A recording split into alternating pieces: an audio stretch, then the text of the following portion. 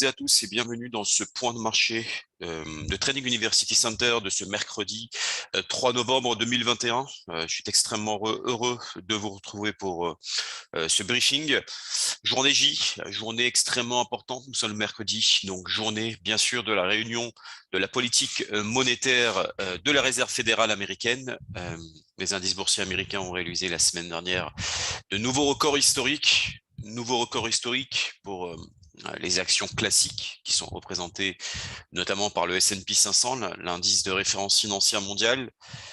Nouveau record historique également pour les stars de la tech et aussi un nouveau record historique sur tout ce qui est des indices industriels également. On va en parler juste d'ici quelques minutes, dans quelques instants. Je vais d'abord vous présenter bien sûr l'avertissement légal sur les risques, avant de rentrer un petit peu plus dans le vif du sujet. Alors, bien évidemment, ce webinaire, comme chaque matin, est un webinaire à titre éducatif et pédagogique. Il n'y a pas de conseil en investissement. Je vous laisse tranquillement lire cet avertissement et on va pouvoir démarrer. En même temps, je vérifie si le son et l'image fonctionnent bien. Ça a l'air d'être impeccable. Alors, les marchés actions européens suivent, comme les marchés actions américains. C'est un mois d'octobre qui vient de passer, qui était extrêmement haussier.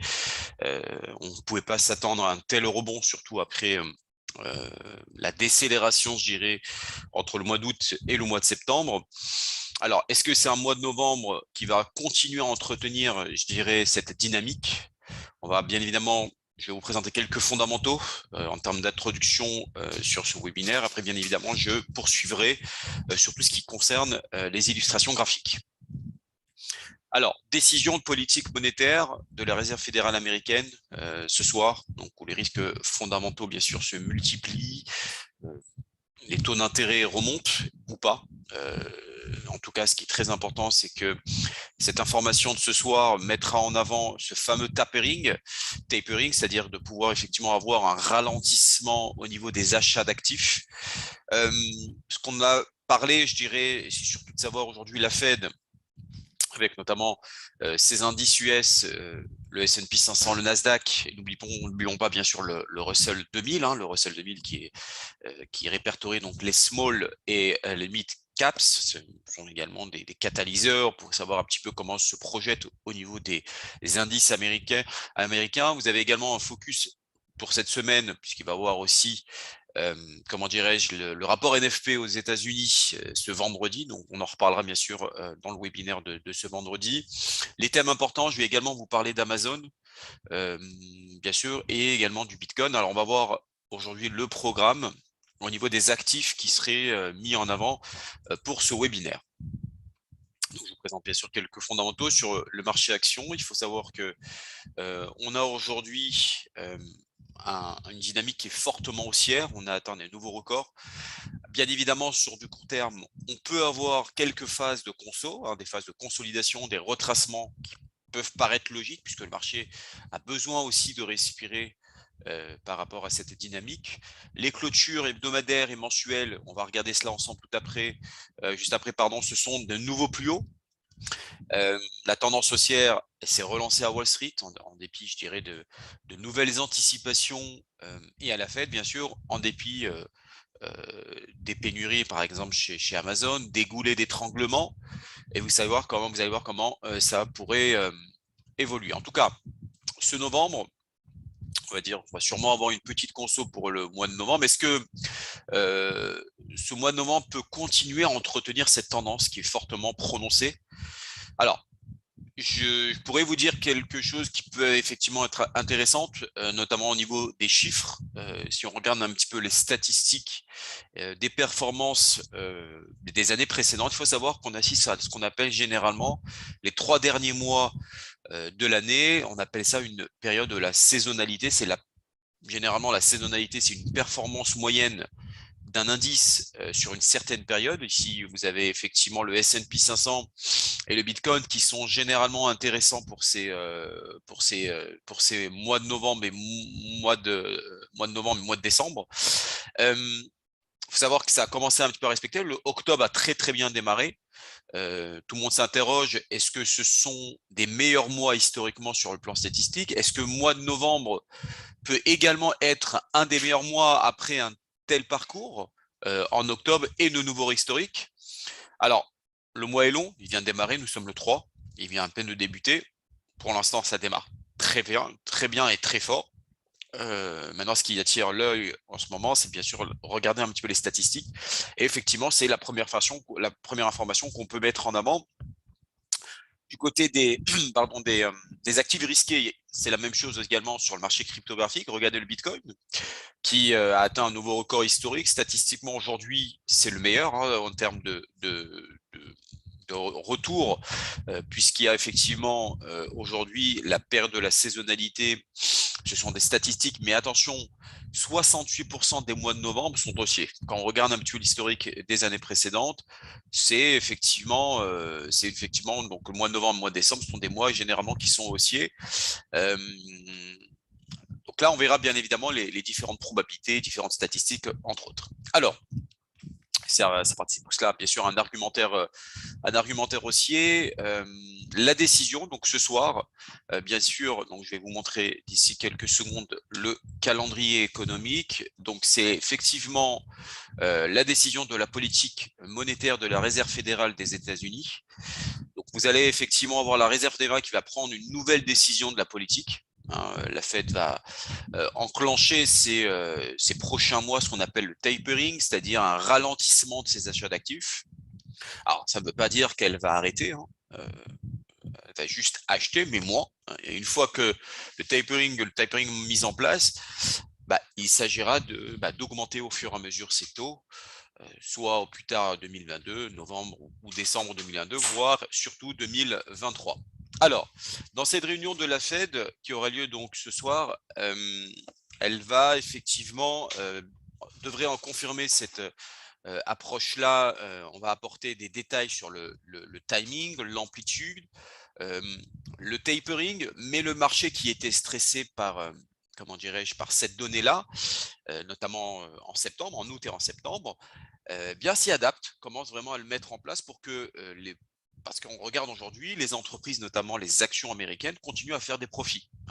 Continuent à faire des profits. Le marché action peut continuer à monter avec des taux et un tapering tant qu'il y a des anticipations de croissance des bénéfices. Mais bien évidemment, ce ne sont pas forcément les seules thématiques, il y en a d'autres derrière. Donc, il faut noter qu'aujourd'hui, dans notre période, la Banque centrale intervient. En Europe aussi, c'est exactement la même conjoncture. La Banque centrale européenne est derrière aussi. D'ailleurs, le rebond du dollar américain, la baisse notamment de l'euro-dollar depuis des mois, ça, ce sont tout simplement des divergences de politique monétaire entre la Banque centrale européenne et la Réserve fédérale des États-Unis. Il faut savoir qu'entre les deux, la Fed, bien évidemment, est en avance sur ce schéma de restriction monétaire. Et c'est pour ça aujourd'hui que les indices américains surperforment parce que la Fed est en avance. Et donc, ce sont les entreprises américaines qui font de plus en plus de bénéfices. Et les anticipations de bénéfices sont toujours quand on regarde un petit peu le commitment of trader dans les salles de marché, on voit qu'il y a des anticipations. On voit qu'il y a également des anticipations de bénéfices qui sont de plus en plus puissants, je dirais, outre-Atlantique. Quand en Europe, on sait que ça reste relativement limité par rapport à ce positionnement de la Fed. Bon, ça, c'est l'événement effectivement de la journée. C'est effectivement, comme vous voyez sur le calendrier économique, le comité du FOMC à 19h, donc heure de Paris. Vous avez bien sûr la décision de la Fed sur les taux d'intérêt et bien sûr suivi de la conférence de presse à 20h30. Nous en saurons bien évidemment davantage. Alors, comment expliquer un petit peu que les indices US aujourd'hui font de nouveaux records? On va regarder cela bien sûr sur ces illustrations graphiques. Ce qu'il faut prendre en considération aujourd'hui, puisque bon, je ne vais pas trop parler aussi des actions comme Amazon, je vais en parler tout à l'heure, mais je vais parler aussi rapidement de Tesla. Tesla, c'est complètement fou. Quand on regarde aujourd'hui l'action, c'est même, je dirais, exagéré, parce qu'aujourd'hui, Tesla, il faut savoir qu'aux États-Unis, c'est l'action américaine la plus tradée par les traders particuliers. Comment expliquer aujourd'hui que le marché action, qui était stressé ces derniers temps, notamment par la hausse des taux, maintenant s'en accommode très très bien Le taux de alors, ce qu'il faut prendre en considération, c'est, les taux, hein, ce qu'on appelle les taux courts, les taux longs. Vous avez les taux d'intérêt de la Fed, hein, qui effectivement, il faut comparer les taux de l'intérêt de la Fed entre les taux à 30 ans, les taux à 10 ans, les taux à 2 ans et les taux courts. D'accord? Il y a une comparaison entre les taux courts et les taux longs. Ça, bien sûr, sur l'aspect économique, il faut savoir que les taux courts agissent beaucoup sur les politiques monétaires. Les taux longs, c'est plus sur les taux d'intérêt. Et ce qui est très important, c'est la forme exponentielle qu'on a entre les taux courts et les taux longs. Aujourd'hui, les taux courts anticipent ce que fera la Réserve fédérale américaine. Et historiquement, aujourd'hui, les taux longs, les taux courts se retournent de plus en plus à la hausse. Ils restent très bas, mais progressent beaucoup plus vite depuis plusieurs semaines maintenant, si on va regarder par la suite, si vous le souhaitez, sur les graphiques, par rapport aux taux longs. Alors, ce qui se passe, c'est qu'aujourd'hui, les taux courts, quand vous avez des taux courts, donc par exemple les taux à 2 ans, et que vous avez des taux longs à 30 ans, et que vous voyez d'un côté, bah, les taux courts évoluent beaucoup plus rapidement que les taux longs, bah, forcément, ça implique que le marché action comme les indices US, comme les stars de la tech, le Nasdaq par exemple, continuent à faire de nouveaux records historiques. Ce sont effectivement, c'est ces valeurs-là qu'il faut prendre en considération parce qu'il y a effectivement des anticipations de revenus. Hem, Lorsqu'on on pratique par exemple les taux d'actualisation, pardon, eh bien, si les taux à long terme ont cessé de monter, bah, ça ne va pas forcément décoter de leur valeur actuelle. Donc, une spécificité pardon, du moment, aujourd'hui, c'est que ça fait que les marchés actions continuent à rester haussiers. Les taux courts anticipent ce que la Fed va faire en 2022, notamment sur ses taux d'intérêt, mais les taux longs ont cessé de monter. Donc, faut voir la différence entre les deux. D'accord? C'est toujours de voir est-ce que les taux courts avancent beaucoup plus rapidement que les taux longs. Ça, on en saura bien évidemment davantage. Alors, Heu, donc maintenant, ce qui est très important, c'est de savoir aujourd'hui, bon, je parle beaucoup, hein, je continue à avancer sur tout ce qui est indice et je vais effectivement développer un petit peu ça sur l'analyse graphique. Beaucoup se tonnent aujourd'hui du rebond, du marché action aux États-Unis, en Europe aussi, hein. Il faut savoir qu'en Europe, ça suit la même dynamique, peut-être plus faiblement que le marché US, mais effectivement, ça suit la même dynamique. Alors, les thématiques du moment, c'est aussi bien sûr les pénuries qui sont aujourd'hui une réalité, les goulets d'étranglement, hein, c'est les embouteillages hein, qui aujourd'hui sont présents dans les ports maritimes, les anticipations de taux d'intérêt. Et voilà, donc c'est important de prendre en considération cela aussi. Alors, il y a une notion importante que je ne vais pas développer, c'est aussi le Baltic Dry Index qui permet en l'occurrence de calculer le coût moyen du fret maritime où ces derniers temps il s'est envolé, notamment jusqu'en octobre, avec les problèmes au niveau des grands ports maritimes, hein, des grands ports maritimes, des supertankers qui faisaient la queue pour pouvoir avancer. Mais regardez, depuis, si on regarde un petit peu ces 2-3 dernières semaines, ça chute fortement. Et ça fait partie des éléments qui ont aujourd'hui relancé un petit peu les indices US. Alors, on va développer un petit peu sur l'aspect technique et notamment le S&P 500, donc l'indice de référence financière mondiale, donc les 500 plus grosses capitalisations américaines. Alors, ici, vous avez sous les yeux le S&P 500, donc le contrat futur du S&P 500 que j'avais beaucoup insisté, notamment début octobre, avec des supports moyens intéressants qui font de plus en plus appui. Aujourd'hui, ce qui est très important, c'est que le schéma global aujourd'hui analytique, c'est surtout que les moyennes mobiles 20, 50, 200 périodes sont dirigées à la hausse. Les indicateurs de momentum également sont extrêmement bien orientés à la hausse. L'orientation moyen-long terme se construit de plus en plus à la hausse. Donc là, effectivement, vous avez une figure du S&P 500 sur l'unité de temps journalier. Vous avez ici ce qu'on appelle une épaule tête-épaule inversée. D'accord? Pour vous expliquer un petit peu ce qu'est une épaule tête-épaule. D'accord? Donc ça, c'est la première épaule. Ça, c'est la tête. Là, c'est la deuxième épaule. Donc, En l'occurrence, pour vous donner un ordre d'idée au niveau des figures chartistes, de ce que représente, je vais vous transférer, je vais vous mettre là sur le graphique, qu'est-ce qu'une épaule tête-épaule. Là, vous avez l'épaule, d'accord? Donc, c'est exactement la même représentation graphique. La tête, l'épaule, on a ce qu'on appelle un throwback, c'est-à-dire une sorte de pullback inversé qui permet en l'occurrence de retourner sur ce qu'on appelle le pullback, sur ce qu'on appelle la ligne de coup qu'on a ici. Et l'objectif qu'on a là, c'est ce que vous reportez à l'intérieur de l'épaule. D'accord, donc ça vous donne un petit peu une idée, et c'est exactement ce qu'on a dans la configuration graphique. Alors, euh, est-ce que c'est exagéré? On en saura un peu plus sur du moyen terme. En tout cas, ce qui est très important, c'est que sur du court terme, on peut avoir effectivement une petite phase de retracement.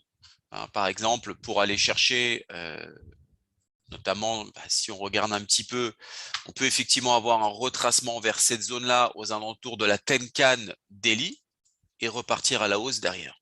D'accord, donc ça, c'est effectivement suite à un petit peu à la configuration de cette épaule, tête-épaule. Alors, bien évidemment, ce qui pousse un petit peu le S&P 500 à la hausse, c'est bien sûr les fameuses GAFAM, les nouveaux records historiques.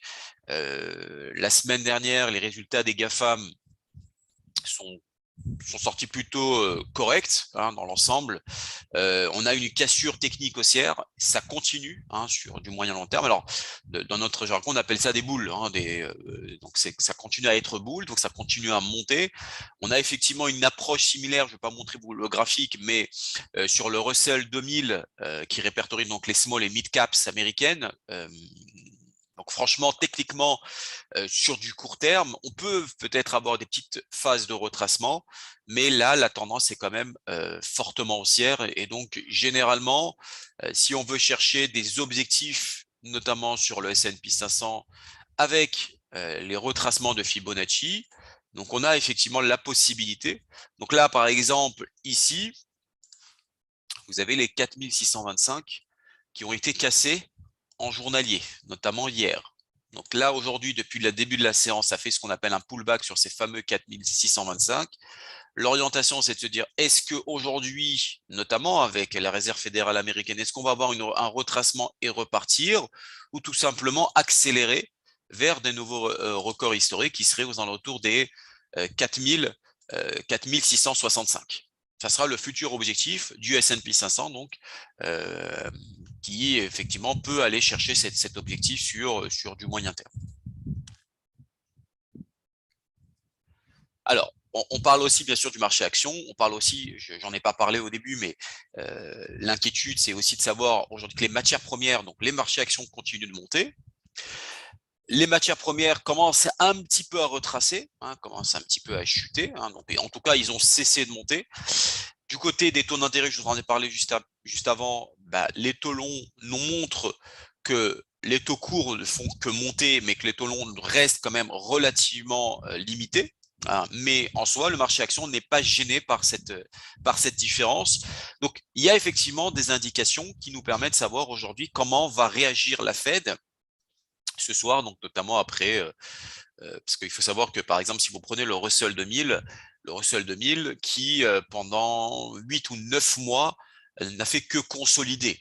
Hein, et là, il commence un petit peu à accélérer dans la conjoncture un petit peu du Nasdaq. Hein, les valeurs du Nasdaq aussi, on continue de monter. Hein, donc, il n'y a pas vraiment de raison aujourd'hui que la Fed, ce soir, va casser cet élan, surtout que le marché d'actions américain, peut-être faire des petits pullbacks ou des throwbacks vers des petites zones de support, mais la dynamique et l'inertie risque de se poursuivre à la hausse. Alors, je vais vous parler également d'une action, donc l'action américaine, bien évidemment, c'est l'action Amazon. Alors, on va aborder l'action Amazon. Je vais vous parler de l'action Amazon avant toute chose. Pourquoi? Parce qu'aujourd'hui, Amazon, c'est la 4e capitalisation boursière mondiale qui a publié donc ses résultats la semaine dernière. On va regarder ça ensemble. Hop, l'action américaine Amazon. Alors, on va regarder un petit peu en hebdomadaire dans un premier temps. Donc l'action Amazon. Alors pourquoi je vais vous parler de cette action? Parce qu'aujourd'hui, Amazon, c'est la seule action, enfin je dirais c'est la seule des poids lourds à ne pas avoir fait de nouveaux records. Et pour une raison que j'ai trouvé très intéressant, parce que ces derniers temps, comme vous le pouvez le constater sur la configuration graphique, on voit qu'on est effectivement ici sur ce qu'on appelle un trading range. C'est-à-dire qu'il n'y a pas vraiment de tendance prononcée, ça descend, ça monte, ça descend, ça peut remonter. Vous voyez, ça reste quand même dans une conjoncture plutôt en trading range. Il n'y a pas de dynamique haussière, il n'y a pas de retracement prononcé. Euh, donc, ce qui est très important et pourquoi c'est intéressant, parce qu'aujourd'hui, Amazon, quand on parle de l'action Amazon, en fait, Amazon, ça vend la totale. Aujourd'hui, si on évoque les problèmes de pénurie, c'est pas comme dans un secteur spécifique comme le secteur de l'automobile où là, on s'est ciblé. Hein. Vous avez des semi-conducteurs, vous avez des pièces automobiles, vous avez de la carrosserie, tout est répertorié sur l'aspect automobile. Alors qu'Amazon, ça vend de tout. Hein. Ça vend des livres, ça vend des tablettes, ça vend des téléphones, ça vend. Même s'il y a une pénurie dans un domaine précis, bah, il y a effectivement une répartition sur d'autres produits. Donc, Amazon a une vision beaucoup plus large. Donc, même s'il y a cela, même si les résultats sont sortis en deçà des prévisions des économistes, le fait qu'il y a un éventail de produits, bah, qu'il y ait pénurie existante, le management d'Amazon, même s'il a parlé de pénurie ces derniers temps, elle espère en tout cas que ça sera résolu d'ici la fin de l'année, sinon il y a ce qu'on appelle le profit warning. Donc là, c'est crucial. Hein. Je pense que je vous parle beaucoup d'Amazon parce que aujourd'hui, c'est un baromètre de cette problématique actuelle de tout ce qui se passe au niveau de la pénurie.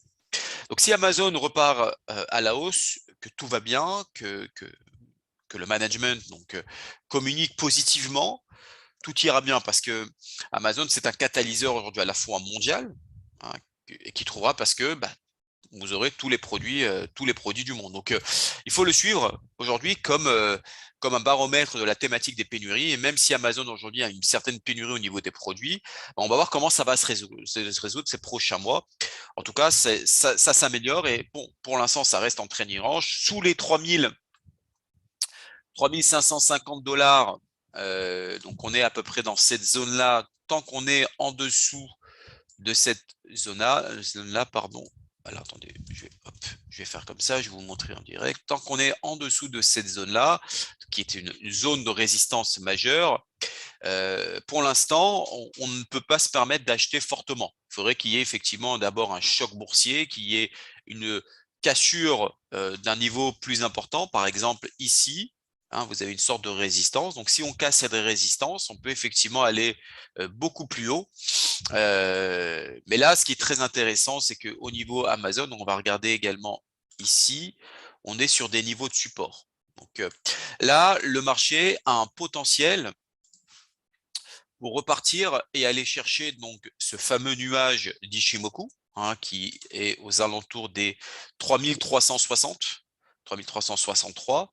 Si on casse ce niveau-là, bah, on peut repartir encore plus haut et aller chercher les 3440 si ça rentre à l'intérieur du nuage. Et là, effectivement, on peut assister à ce qu'on appelle une phase de consolidation. En tout cas, tout porte à dire que même si on peut avoir 30% du chiffre d'affaires en moins, on sait que c'est un peu l'avenir Amazon, donc il y a un énorme potentiel pour que on puisse avoir une amélioration et ça mérite bien sûr d'être confirmé. Alors je vais pas parler de Tesla aussi puisque Tesla c'est complètement dopé, c'est un peu l'euphorie du moment. C'est aujourd'hui après Amazon la 5e capitalisation boursière mondiale américaine qui écrase tout le secteur auto. Hein. Donc, je ne vais pas vous développer de l'aspect technique, on en reparlera dans un prochain webinaire. En tout cas, voilà, vous avez effectivement aujourd'hui la possibilité de vous positionner sur l'action Amazon. Je vais parler également de la parité euro-dollar, puisque bien sûr, ce soir, c'est la Réserve fédérale américaine, donc bien sûr, donc ça agit sur le marché des changes, comme c'est le journal de la Fed. Donc forcément, les divergences des politiques monétaires entre la BCE et la Réserve fédérale américaine, ce qui fait qu'aujourd'hui, si vous regardez l'euro-dollar, je vais vous montrer ça sur le graphique. Hop. Voilà, donc si on regarde un peu l'aspect de l'euro-dollar, on voit que c'est terriblement baissier. Alors, Il y en a qui vont vous dire qu'on assiste là à ce qu'on appelle un double top mensuel. Donc là, on a effectivement un top.